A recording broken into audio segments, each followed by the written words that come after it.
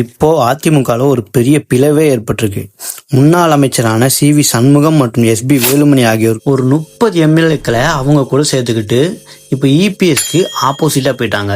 இதுக்கான காரணமா இவங்க என்ன சொல்றாங்கன்னா, இபிஎஸ் அவர்கள் திமுக கூட சேர்ந்து அதிமுகக்கே துரோகம் பண்ண நினைக்கிறாரு, அவங்க கூட சேர்ந்து இவர் செயல்படுறாரு அப்படின்ற மாதிரி ஒரு குற்றச்சாட்டை வச்சிருக்காங்க. இதோட பிரதிபலிப்பா இபிஎஸ்க்கு அகைன்ஸ்டாகவும் டிவிகேக்கு ஆதரவாகவும் இந்த 30 எம்எல்ஏக்கள் மாறி இருக்கிறாங்க.